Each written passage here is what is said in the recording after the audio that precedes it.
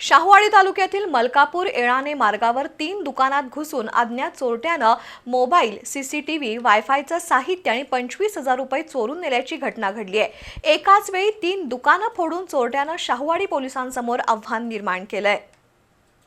येळाणे मलकापूर मार्गावर तानाजी दौलू कारंडे यांचं दौलत हार्डवेअर, ऋषिकेश बाबूराव कारंडे यांचं दौलत पेंट्स आणि विकास भोसले यांचं स्वामी समर्थ नेट कॅफे अशी दुकानं आहेत।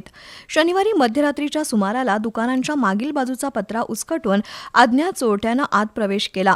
दौलत हार्डवेअरमधील सीसीटीव्ही आणि ड्रॉवरमधील सुट्टे पैसे, दौलत पेंट्समधील 3,000 रुपये आणि 15,000 रुपये किमतीचा मोबाईल, स्वामी समर्थ नेट कॅफेमधील वायफायचं साहित्य आणि रोख रक्कम असा ऐवज चोरट्यांनी लंपास केलाय।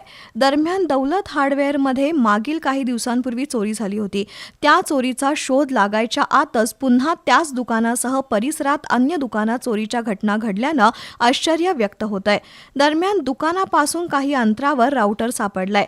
या चोरीचा अधिक तपास शाहूवाडी पोलीस करतायत।